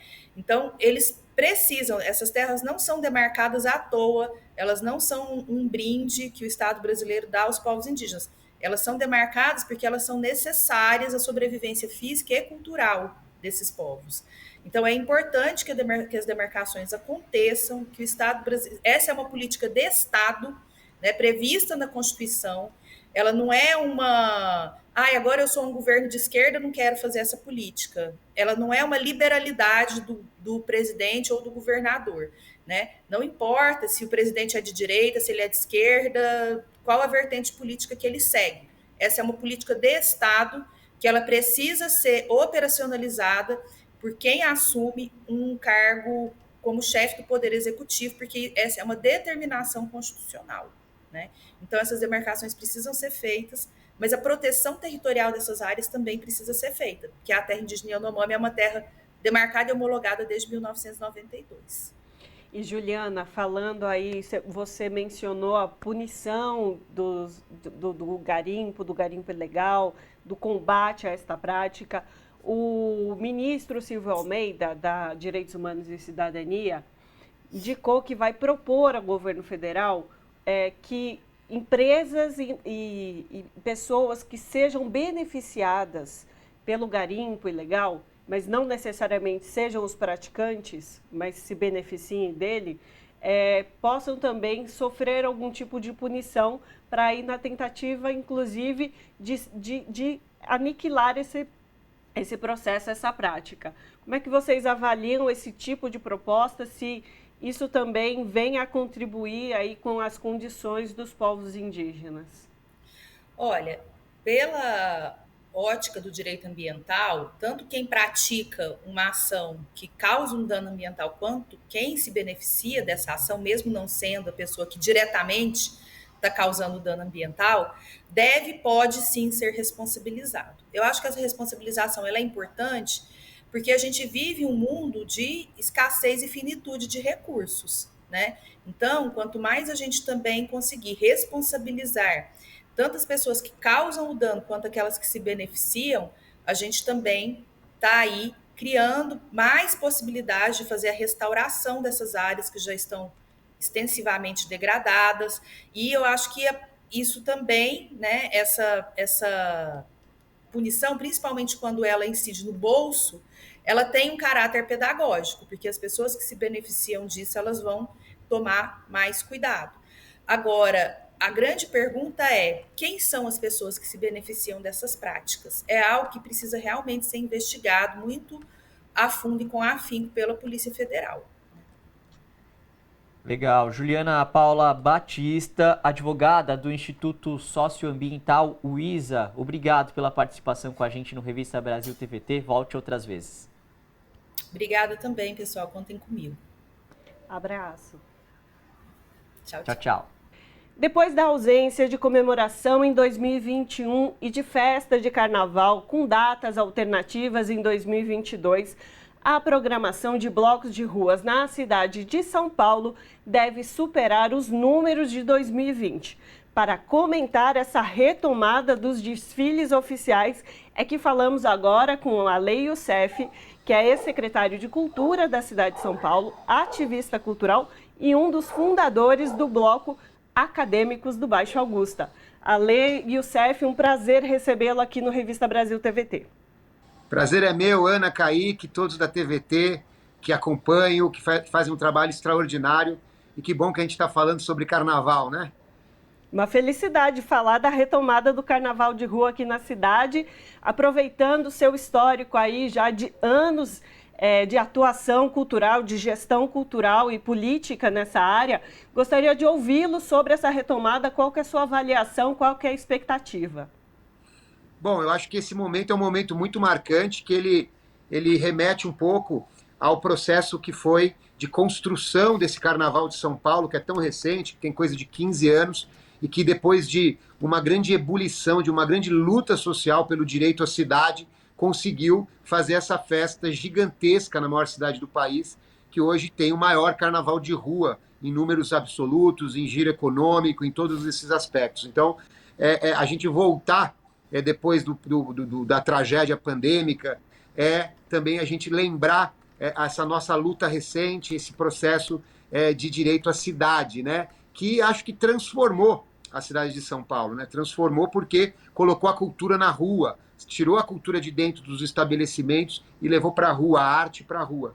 Um processo político que tem aí dois personagens principais, né? A gestão do então prefeito Fernando Haddad, que foi fundamental para abrir as portas para esse modelo de carnaval que os blocos, que os movimentos sociais e carnavalescos pediam, e esses blocos que foram ali, digamos assim, precursores desse modelo e dessa luta. E aí dentro deles, com certeza, com uma importância grande, o Acadêmicos do Baixo Augusta, que até hoje é o maior bloco, mais incidente, que tem essa veia, digamos, ativista e de luta por essa necessidade de ocupação cultural da cidade. Então, a expectativa é gigante, E para celebrar esse momento tão importante, a gente vai trazer um tema muito, muito, muito contundente, que é Atentos e Fortes, né? O Baixo Augusta sai com esse tema, Atentos e Fortes, para refletir que, apesar de a gente ter rompido o pesadelo do fascismo, ter virado essa página na história, a gente precisa estar atento e forte em defesa da democracia, da paz, da diversidade, da cultura. E vamos fazer esse carnaval ao lado, talvez, da maior expressão carnavalesca do Brasil, que é o Olodum, que pela primeira vez vem para São Paulo. E vamos aproveitar esse momento para homenagear a eterna Gal Costa, com participações especiais de Sophie Charlotte, que interpretou Gal no cinema, de Cel, de Tulipa Ruiz, que é a nossa madrinha do bloco, que também vai cantar Gal, e de Marina Sena, em vários momentos emocionantes ao longo do desfile, fora todas as participações que a gente deve ter, como sempre, no Acadêmicos do Baixo Augusta. Muito bacana essa volta, Lê, pensando também que a gente vem ainda um período que, principalmente no último ano, que a gente teve que fazer um carnaval em lugares fechados, que aí fugiu um pouco a essência dos carnavais de rua, dos bloquinhos de rua que a gente está acostumado. Inclusive, os preços ficaram altíssimos para entrar em alguns lugares e o público que geralmente vai no bloquinho de rua não pôde comparecer. Queria que você fizesse essa avaliação dessa retomada também e já trazendo um pouco, já que você trouxe já o bloco Acadêmicos do Baixo Augusta, que volta com esses temas temáticos, ele é um desses blocos que tem esses temas mais ativistas e sociais. Queria que você citasse outros que você conhece e já trouxesse a data do desfile do bloco Acadêmicos do Baixo Augusta, aqui de São Paulo. Não, primeiro é fundamental essa relação do carnaval de rua e da necessária democratização do acesso. Carnaval de rua é ocupação cultural da cidade.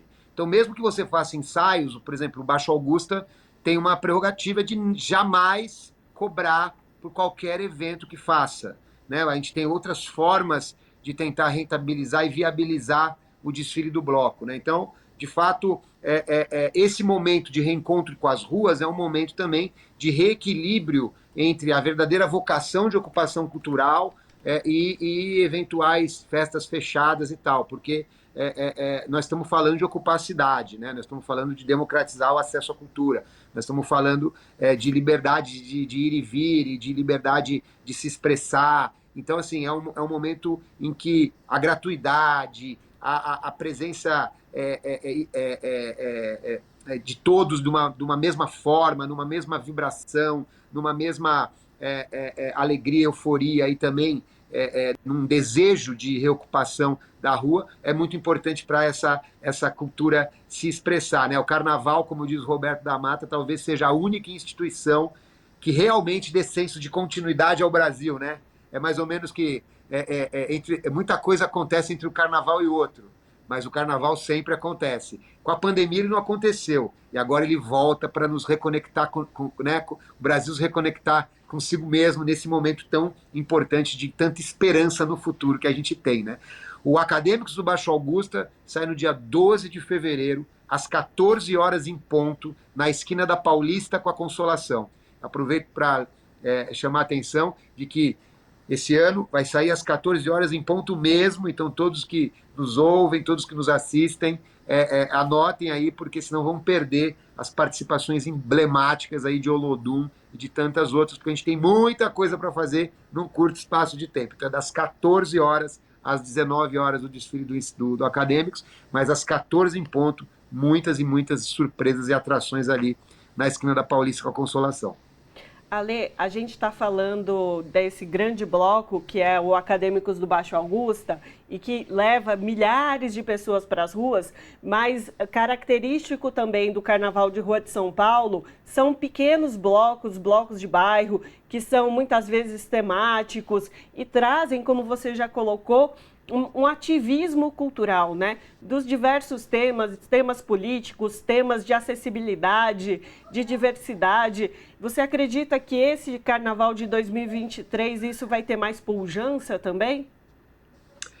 Com certeza, né? O carnaval, quando ele se consolida em São Paulo, não apenas com a expressão desses grandes blocos, como o Baixo Augusta, como o Tarado em Você, como Casa Comigo, como Minho Queens e como blocos que realmente fazem o Confraria do Pasmado, enfim, ele se consolida com essa presença desses grandes blocos, mas ele realmente acontece no momento em que acontece essa explosão capilar na cidade inteira, dos pequenos blocos, dos blocos, como você disse, ativistas, que são expressões maravilhosas pelo direito à cidade, que ocupa a praça do bairro, a rua do bairro, a pequena localidade, que dialoga com o comércio local de cada região de São Paulo. E também uma outra maneira da gente representar o sucesso da experiência carnavalesca de uma cidade é quando surgem muitos blocos infantis também, né? Então a gente tem toda essa gama de expressões espalhadas pelos bairros, descentralizadas, né? É por isso que quando a gente criou o modelo de carnaval, a gente criou um modelo que tinha 3 palavras, né? O Carnaval de São Paulo é livre, porque qualquer um pode fazer seu bloco, não precisa ser uma empresa, não precisa ter um CNPJ. Ele é democrático, porque é proibido abadá e área VIP. Você não pode vender exclusividade e melhores condições para ninguém. E ele é descentralizado, que ele tem que acontecer na cidade inteira. É óbvio que tem muitos blocos que desfilam no centro de São Paulo, porque foi aqui que iniciou esse movimento, né, de retomada, de construção do carnaval de rua da cidade, mas ele é descentralizado, ele acontece na cidade inteira. Então, de fato, a beleza maior do carnaval tem a ver com essa descentralização, tem a ver com essa pequena manifestação de bairro e tem a ver com a espontaneidade que surge a partir desse desejo de ocupação da rua. Você tem lá mais de 500 blocos inscritos, mas você tem uma série de manifestações espontâneas que não estão inscritas e que realmente fazem, dão aquele molho que o brasileiro conhece tão bem, na ideia de flanar pela cidade, encontrando manifestações das mais variadas, das mais diversas. Que quando você encontra cada uma dessas manifestações, isso acontece não só em São Paulo, mas acontece, claro, especialmente no Rio, em Salvador, em Recife. Quando você encontra essas manifestações, você também encontra o seu sentido de brasilidade, né? Nessa lógica da identidade nacional que o Carnaval representa. Então, é muito bacana a gente ter conseguido construir isso em São Paulo também. Que a gente celebre, então, essa retomada do Carnaval aqui em São Paulo. Obrigado, Ale Youssef, ex-secretário de Cultura de São Paulo, ativista cultural, um dos fundadores do Bloco de Sucesso Acadêmicos do Baixo Augusta. Obrigado pela participação aqui no Revista Valeu, Brasil até a próxima, gente. Um abração para todas e todos. Abraço. Tchau, tchau. E com essa entrevista sobre a retomada do Carnaval de Rua na cidade de São Paulo nesse 2023, é que a gente encerra o nosso Revista Brasil TVT de hoje. Gostaria de aproveitar este momento para agradecer o Kaique, que esteve comigo nesse último período, que Cosmo Silva esteve de férias. Obrigada, Kaique, pela parceria. Eu que agradeço, Ana, a todos do Revista Brasil TVT, a equipe inteira. Foi um prazer conversar com vocês sobre diversos temas, semanas agitadíssimas, enquanto o Cosmo descansava. Semana que vem, então, ele está de volta. Foi uma honra poder substituí-lo. Muito bem, então aquele recadinho de toda semana. Se você quer reassistir algumas das entrevistas que a gente fez no dia de hoje, vai lá no nosso YouTube, youtube.com/RedeTVT, e também tem acesso às revistas anteriores. E pelas redes sociais você nos encontra também como @RedeTVT. Forte abraço para todas as pessoas que estiveram com a gente aqui hoje. Tchau!